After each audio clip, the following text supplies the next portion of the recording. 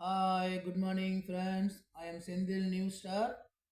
Today என்னுடைய பிரதருக்கு வந்து 2வது வருஷம் நினைவு அஞ்சலி இன்னைக்கு. ஆனால் 22 தான் அவர் இறந்தார். இன்னைக்கு 29 வந்து இப்போ திதி மாறி வந்திருக்குது. இந்த கிராமத்தில் வந்து ஜாதகம் பார்ப்போம், அதுபடி தான் செய்வோம். அப்படின்னு பார்க்கும்போது இன்னைக்கு செஞ்சாச்சு முடிஞ்சிடுது. பட் இருந்தாலும் எனக்கு மன கஷ்டம் தான். நம்ம அண்ணன் இல்லாமல் எவ்வளோ ஒரு கஷ்டம் பார்த்தியா. என் அண்ணன் உயிராக இருக்கும்போது சொல்லுவான், தம்பி நான் பார்த்துக்கிறேன்டா பசங்களை, நீ வந்து போய் நீ சம்பாதிடான்னு என் தம்பி அவன் சொல்லுவான். அவனுக்கு வந்து ரொம்ப சந்தோஷம். ஏன்னு கேட்டாக்கா வந்து வச்சிங்களா, எனக்கு வந்து உள்ளே போடுற இன்னர்லேருந்து மேலே போடுற சட்டை வரையுமே எங்கள் அண்ணன் தான் எடுத்து கொடுப்பான். சின்ன வயசுலேருந்தே எங்கள் அப்பா எனக்கு ஒரு ட்ரெஸ்ஸு கூட எடுத்ததே கிடையாது. எங்கள் அம்மா தான் எடுப்பாங்க. எங்கள் பெரிய அண்ணா அவங்க ஒரு ஸ்டேஜ் ஆன பிறகு பார்த்தீங்கன்னா தீபாவளிக்கு மட்டும்தான் எடுத்து கொடுப்பாங்க ஒரு ட்ரெஸ்ஸு. ஆனால் ஊருக்கெல்லாம் செய்வார், வீட்டில் இருக்கிறவங்களுக்கு அவர் செய்ய மாட்டார். அதுக்கப்புறம் எங்கள் அண்ணா 2வது அண்ணன் வந்து அவன் ஸ்டேஜ் ஒரு 17 வயசு ஆகிட்ட உடனே பார்த்தீங்கன்னாக்கா, அவன் வந்து எனக்கு ஒரு ஒரு ட்ரெஸ்ஸு விடாமல் எல்லாமே புது புது ட்ரெஸ் ஃப்ரெண்ட்ஸ். நான் காலேஜுக்கு போனதும் சரி, வேலைக்கு போனதும் சரி, வேலைக்கு நான் ஒரு நாள் பழைய ட்ரெஸ் போட்டு போக மாட்டேன். புது ட்ரெஸ்ஸு எங்கள் அண்ணா அப்பப்போ எடுத்து எடுத்து தச்சு எடுத்து வீட்டில் வைப்பான். இந்த நிமிஷம் வரையிலும் எனக்கு கல்யாணம் ஆகி ஒரு குழந்த இருக்குது. 6.5 வயசு என் பொண்ணுக்கு. என் பெரிய பொண்ணுக்கு 2 பொண்ணு இருக்குது. எங்கள் அண்ணனுக்கு 2 பொண்ணு. அது என் பொண்ணு தான். எங்கள் அண்ணன் இப்போ இறந்தாலும் என் பொண்ணு தான் அது. ஏன்னா எங்கள் வீட்டில் வந்து பிரிச்செல்லாம் பேச மாட்டோம். சித்தப்பா பெரியப்பாலாம் கூப்பிட மாட்டாங்க. செந்திலப்பா, ஞானவேலப்பா, சண்முகப்பான்னு தான் கூப்பிடுவாங்க. எங்கள் பசங்க வந்து எங்கள் மேலே பாசமாக தான் இருப்பாங்க குழந்தையிலேருந்துமே. இப்பயும் இருக்கும். நான் இடையே இருக்கிறேன், அவங்க கிட்ட இருக்கிறாங்க இல்லையா, கொஞ்சம் சூழ்நிலை மாறும். பட் ஆனால் பக்கத்தில் இருந்தால் நான் நல்லா என் பசங்களை கொஞ்சுவேன். என் பசங்க நான் எப்படி பார்ப்பேன்னு தெரியும் அவங்களுக்கு. அவன் இல்லைனாலும் என் பொண்ணுங்களுக்கு நான் எந்த குறையும் வச்சதில்லை ஃப்ரெண்ட்ஸ். நல்லா வச்சிருக்கிறேன், எந்த குறையும் கிடையாது, நல்லா பார்த்துக்கிறேன். அவங்களுக்கு என்ன வேணுமோ எல்லாமே பண்ணுறேன். என் பொண்ணுங்க 3 தான் என் உலகமே. நெக்ஸ்ட்டு பார்த்தீங்கன்னாக்கா, எவ்வளோ பேர் நெனச்சாங்க, அவன் இந்த பசங்கள இப்படி செல்லமா வளர்க்குறானே, அவன் போயிட்டா அந்த புள்ளைங்க நிலைமை என்ன ஆகும்? நெறைய பேர் சொந்தக்காரங்களே நெனச்சாங்க. ஆனா, அவங்க மூஞ்சில கரிய பூசுற மாரி, வாழ்க்கையே போனாலும் பரவால்ல, என் புள்ளைங்க தான் எனக்கு முக்கியன்ற மாரி நான் நெனைக்கிற ஆளு. ஏன்னா வந்து எனக்கு என் புள்ளைங்க தான் முக்கியம். எனக்கு மத்தவங்க முக்கியம் கிடையாது ஃப்ரெண்ட்ஸ். நெக்ஸ்ட்டு பார்த்தீங்கன்னாக்கா, எங்க அண்ணன் வந்து ஒரு ஒரு ட்ரெஸ்ஸ விதவிதமா பார்த்து, எடுத்து தச்சு எடுத்து குடுப்பான். நான் அளவே எனக்கு பார்க்க மாட்டேன். நான் போட்ட எனக்கு எப்படி பார்த்தா எங்கள் அண்ணன் 400 ட்ரெஸ் கூட எடுத்து எனக்கு கொடுத்துருப்பாங்க இன்னர்லேருந்து. நான் ஃபாரின் வரும்போது கூட எனக்கு 10 T-shirt, 10 lower pant, 10 inner, 10 cut pant எல்லாம் இன்னமும் துணி இருக்குது. ஆனால் அவன் இல்லை. நானே என் ஃப்ரெண்ட்ஸுங்களுக்கு நிறைய கொடுத்துருக்குறேன் ட்ரெஸ் எல்லாம். மீதி அப்படியே வச்சுருக்கிறேன். நெக்ஸ்ட்டு பார்த்தீங்கன்னாக்கா, எங்கள் அண்ணன் வந்து சின்ன வயசுலேருந்து ரொம்ப கஷ்டப்பட்டவன். எங்கள் பெரிய அண்ணன் ஒரு சின்ன கஷ்டம் படலை. எங்கள் 2வது அண்ணன் வந்து கொல்லியில் அவ்வளோ வேலை செய்வேன் எங்கள் அப்பா கூட. நான் கூட அவ்வளோ வேலை செஞ்சது கிடையாது. நான் வந்து வீட்டில் வேலை செய்வேன். இந்த மாடுக்கு புல்லு பிடுங்கி போடுறது, மாடு மேய்க்கிறது அந்த வேலை தான் எனக்கு பிடிக்கும். கொல்லையில போய் வேலை செய்கிறது நமக்கு உடம்பு வணங்காது ஃப்ரெண்ட்ஸ். ஏன்னு கேட்டாக்க, எனக்கு வந்து அந்த நாற்று தூக்கின்னு, களை வெட்டின்னு அதெல்லாம் நமக்கு பிடிக்காது. முடியாது. என்னால் வெயில் தாங்காது எனக்கு. மழையில் கூட நனைவேன். ஆனால் வெயிலில் தாங்க மாட்டேன். எங்கள் அண்ணன் எவ்வளோ கஷ்டப்பட்டான். எவ்வளோ கஷ்டப்பட்டு அவனுக்கு எங்கள் அம்மா ஒரு நல்ல நிலைமைக்கு ஆளாக்குனாங்க. ஃபைனான்ஸு பண்ணான், நல்லா இருந்தான். கல்யாணம்னு ஒன்று பண்ணாங்க. நல்லா தான் எங்கள் வீட்டில் இருந்த வரையும் நல்லா இருந்தான் 6 வருஷம். அதுக்கப்புறம் வந்து பாண்டிச்சேரிக்கு போனால் அவன் உயிரே விட்டான். பாண்டிச்சேரியில் போயிட்டு 9 வருஷம் வந்து வீணாக உயிர் போயிடுச்சு அவனுக்கு. இது 2வது வருஷம் இன்னைக்கு. அவன் இந்த மண்ணை விட்டு பிரிந்தாலே எங்கள் மனசை விட்டு என்றைக்கும் பிரிய முடியாது. என் சொந்தக்காரங்களே சரி, என் வீட்டில் இருக்கிறவங்களே சரி, நிறைய பேர் வந்து அப்படியே அவ்வளோ ஒரு விஷமா இருக்கிறாங்க ஃப்ரெண்ட்ஸ். அவங்களெலாம் அந்த கடவுள் தான் கொடுக்கணும் தண்டனை. ஏன்னா அரசன் அன்று கொல்வான், தெய்வம் நின்று கொள்ளும் இல்லையா? ஒரு அப்பா இருக்கிற பிள்ளைங்களை விட ஒரு அப்பா இல்லாத பிள்ளைய வந்து நல்லா பார்த்துக்கணும். ஆனால் அந்த மாதிரி யாரும் பார்த்துக்க மாட்டாங்க.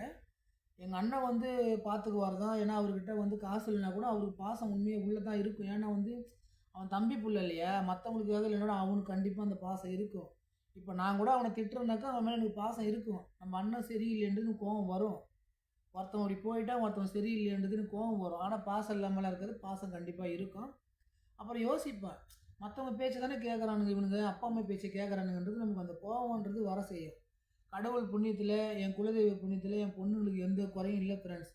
நல்லா அவன் அவன் இல்லாத ஒரு குறை தான். ஆனால் அதே நான் பக்கத்தில் இருந்தேனாக்கா அந்த குறையும் நான் போய்க்கிடுவேன். ஏன்னா வந்து நான் என் பசங்க நல்லா கொஞ்சம் குழந்தையிலேருந்து நல்லா வச்சுன்னு கொஞ்சின்னு கிடப்பேன். நல்லா பார்த்துப்பேன். எல்லா ஸ்நாக்ஸும் வாங்கி கொடுத்து அனுப்புவேன்.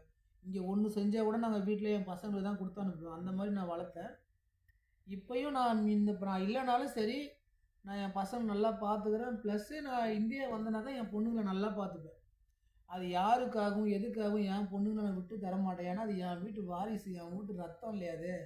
அடுத்தவங்க வீட்ல பொறந்த குழந்தையா அது. என் அண்ணன் பெத்தா என்ன, நான் பெத்தா என்ன, அவன் பெத்தாலும் அது வந்து நம்ப வீட்டு புள்ள தானே அது. ஒரு சில வீட்டுங்கள்லாம் வந்து அவங்க ஃபேமிலிலாம் ஒன்றா இருக்குன்னு நினைக்கிறாங்க. நம்ம ஃபேமிலி பிரியணும்னு நினைக்கிறாங்க. அந்த மாரி இருக்கிறதெல்லாம் வந்து நம்மகிட்ட செல்லாது. ஏன்னா வந்து நான் 10 பேஷண்ட்ட பார்த்துக்கிறேன், 100 பேஷண்ட்ட பார்த்துக்கிறேன், மனநிலைய எல்லாம் புரிஞ்சிருக்கிறேன். நான் ஒரு நர்சிங் ஆஃபீசர் எனக்கு தெரியும். ஒருத்தவங்கள பார்த்தாலே தெரியும். இவங்க எந்த கேட்டகரியில இருப்பாங்கன்னு எனக்கு தெரியும். அதனால யார் பேச்சையும் நம்ப மாட்டேன்னு சுய புத்தி உண்டு, சொல் புத்தி கிடையாது ஃப்ரெண்ட்ஸ். இன்னைக்கு எங்க அண்ணன் ஆத்மா சாந்தி அடைஞ்சிருக்கும். சந்தோஷமா இருப்பான். அவன் இறந்த பிறகு அவன் பசங்கள நாங்க பார்க்காமலோ, இல்ல வந்து அவன் புள்ளைங்கள நாங்க எதுவும் கண்டுக்காம இருந்தா, அவன் ஆத்மா எப்படி அலைஞ்சிருக்கும் இல்லையா? அது எவ்வளோ கஷ்டப்பட்டுருக்கும். நம்ம தம்பிய நம்ம எப்படிலாம் வளர்த்தோம், நம்ம எப்படிலாம் ட்ரெஸ் வாங்கி கொடுத்தோம், அவன படிக்க வச்சு எவ்வளோ பணம் குடுத்தோம். ஆனா, இன்னைக்கு நம்ம புள்ளைய அவன் பார்க்கல பாரு, நம்ம செத்த உடனே நான் அவனுக்கு அந்த எண்ணம் வரக்கூடாது இல்லையா? ஆனா, எங்க அண்ணன் உயிரா இருக்கும்போது சொல்லுவான் ஃப்ரெண்ட்ஸ், "என்ன விட என் தம்பி நல்லா பார்த்துக்குவான்னு" அவன் அவங்க ஃப்ரெண்ட்ஸுங்கிட்ட எல்லார்கிட்டயுமே சொல்லுவான். அது 100க்கு 100 உண்ம. நான் உண்மையா பாசமா தான் இருப்பேன். நான் பிரிச்சுலாம் பார்க்க மாட்டேன்.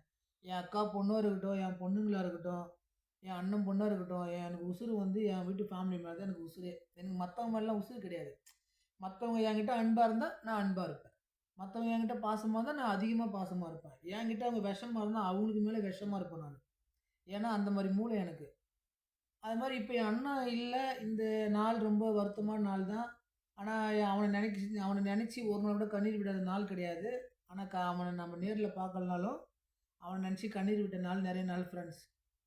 பட் வந்து எவ்வளோ பேர் விஷமா இருக்கிறாங்க ஃப்ரெண்ட்ஸ். நம்ம கூட இருக்கிறவங்களே வந்து அவ்வளோ விஷமா இருக்கிறாங்க. இந்த காலத்துல நன்றி நினைக்காத ஒரே ஜீவன்னா, ஒருத்தவங்க கஷ்டத்த ரூ. 1 சாப்பிட்டாக்கா, அவங்க செத்த பிறகு அவங்க அந்த நன்றி நினைக்கணும். அந்த நன்றிய வந்து நினைக்க மாட்றாங்க சிலர்லாம் வந்து. அதெல்லாம் எப்படின்னு தெரியல. இப்ப நான் வந்து அந்த மாரி என் புள்ளைங்கள பார்க்காம இருந்தேனாக்கா, எங்க அண்ணன் என்ன தூக்கத்துல கூட சாவடிச்சுருவான். ஏன்னாக்கா, அந்த ஒரு ஏன்னா நம்மளுக்கு கஷ்டப்பட்டுருக்கான்ல. அவன் பணத்த கொஞ்சமா, நஞ்சமா அவன் காச தூக்கி துண்ணது கொஞ்சம் நஞ்சமான காசு இல்ல ஃப்ரெண்ட்ஸ் நானு. அவ்வளோ காசு அவன் எங்கெங்கேயோ ஒளிச்சு வைப்பான். நான் பீரோ சாவி போய் எடுத்துருவேன். அப்படிலாம் இருக்கு. அவன் பாத்ரூம் பாண்டிச்சேரி குடும்பம் போயும் அவன் காச நான் தூக்குவேன். காலையில வந்து ஃபைனான்ஸ்க்கு வருவான். அப்ப ரெஸ்ட் ரூம் போவான். அப்ப காலேஜ் கிளம்பும்போதோ, டியூட்டிக்கு கிளம்பும்போதோ டக்குனு காசு ஈத்துன்னு போயிடுவேன். ரூ. 500 ரூ. 200 ரூ. 300 அவனுக்கு தெரியாது. அவன் குழப்பி கிடப்பான். ஏன் நான் சொல்றேன் ஃப்ரெண்ட்ஸ் நானு. அந்த மாரி வந்து நான் ஒருத்தன் சம்பாரிச்சு நான் ஒருத்தன் அனுபவிக்கக்கூடாது. நான் கஷ்டப்பட்டு சம்பாதிக்கிறத என் புள்ளைங்க, என் அண்ணன், என் அக்கா புள்ளைங்க, என் அண்ணன் புள்ளைங்க, நான் எல்லாரும் அனுபவிக்கணும். அதுதான் வந்து வாழ்க்கை. ஒருத்தவன் சம்பாரிச்சு ஒருத்தவன் அனுபவிக்கிறது வாழ்க்கையே கிடையாது. நரக வாழ்க்கை அது. அதுக்காக நம்மள கஷ்டப்பட்டு படிக்க வைக்கிறாங்க. ஏன் ஃப்ரெண்ட்ஸ், நீங்களும் திருந்தணும் ஃப்ரெண்ட்ஸ். இப்போ உங்க வீட்டுங்கள்ல அண்ணன் இல்லனாக்கா, அண்ணன் புள்ளைய ஒழுங்கா பாருங்க. தம்பி இல்லன்னா, தம்பி புள்ளைய ஒழுங்கா பாருங்க.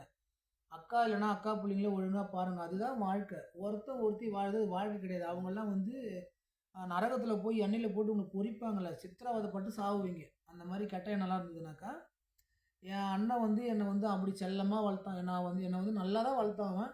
எனக்கு ஒரு ட்ரெஸ் நான் இதுவரையும் காசு போட்டு வாங்கல. என் குளிச்ச பள்ளத்துல நீங்க யார வேணா கேளுங்க. எங்க அண்ணன் எடுத்து குடுத்த ட்ரெஸ் தான் நான் போடுவேன்.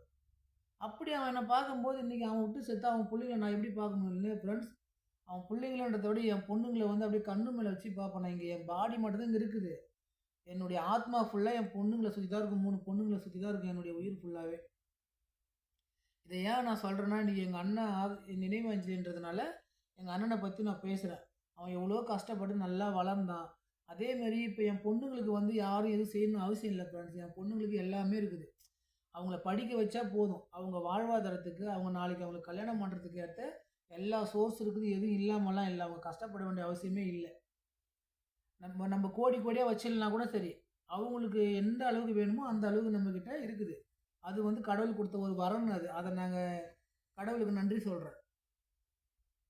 அப்படி பார்த்துப்போம் ஃப்ரெண்ட்ஸ் என் பொண்ணுங்கள. எங்க அண்ணன் ஆத்மா வந்து இன்னைக்கு சாந்தி அடைஞ்சிருக்கும். இன்னைக்கும் சாந்தி அடைஞ்சிருக்கும். அவன் நெனச்சுன்னு இருப்பான். நம்ம பசங்களும் நம்ம தம்பி நல்லா பார்த்துக்கிறான். அது போதுன்றது அந்த ஒரு அவன் அவன் செத்தாலும் அவன் நிம்மதியா இருக்கிறான் இல்லையா?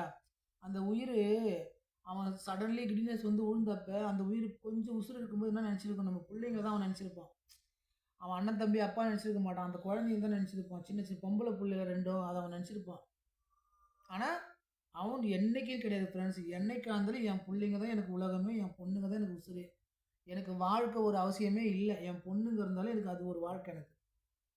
நேத்து கூட பாருங்க, என் ஃப்ரெண்ட்ஸ் ஒரு டாக்டரு மகாத்மால தான் ஒர்க் பண்ணாரு. நல்ல டாக்டரு. நேத்து வண்டியில போனாரு. ஒரு காருக்காரன் அப்படியே அடிச்சு தூக்கிட்டான். உயிர் போயிடுச்சு. அவருக்கு சின்ன சின்ன குழந்தை இருக்கு. அந்த குழந்தை நிலைமை என்ன சொல்லுங்க? எப்படி இவ்வளோ செல்ஃபிஷா வாழ்ந்து நீங்கலாம் என்ன சாதிக்க போறீங்க? 2 வருஷம் 2 தலைமுறை வாழ போறீங்களா? நான் சொல்றத கேளுங்கடா. ஒவ்வொரு மனுஷனும் வந்து ஒரு வீட்ல ஒரு அண்ணன் இறந்தா தம்பி பிள்ளைய அப்படி பார்த்துக்கணும். தம்பி இறந்தா அண்ணன் பிள்ளையும், அண்ணன் எல்லாரும் சேர்ந்து பார்த்துக்கணும். அக்கா பிள்ளைங்க, அண்ணன் பிள்ளைங்க அப்படியே ஒற்றுமையா பார்த்துக்கணும். அதுதான் வந்து உண்மையான லவ்வு, பாசம், அன்பு, உயிர் உயிர் அதுதான். நீ சம்பாரிச்சு நீ சாப்பிட்டுக்கணும், நான் சம்பாரிச்சு நான் செய்யணும். அது வந்து உலகமே கிடையாது. அது வந்து நரக வாழ்க்கை அது. ஒவ்வொரு மனுஷனும் என் வீடியோவ பாருங்க. என்ன பார்த்து தெரிஞ்சு திருந்துங்க. நம்ம வீடுனா என்ன? நம்ம அம்மா 5 குழந்தை, 6 குழந்தை பெக்குறாங்க. அந்த 6யும் ஒண்ணா தான் வளர்க்குறாங்க. ஒண்ணு விதவிதமா வெளியிலேருந்து பொண்ணுங்கள கட்டின்னு வந்துட்டா மட்டும் அந்த பொண்ணுங்க பேச்ச ஏன் கேட்குறீங்க? உங்களுக்கு சுய புத்தி இல்ல? வாழ்ந்தா வாழுங்க, வாழலனா போங்கடின்னு சொல்லுங்க. நமக்கு நம்ம குடும்பம் முக்கியம். நம்ம புள்ளைங்க முக்கியம். அப்படிதான் வாழணும். அதுதான் வாழ்க்கை.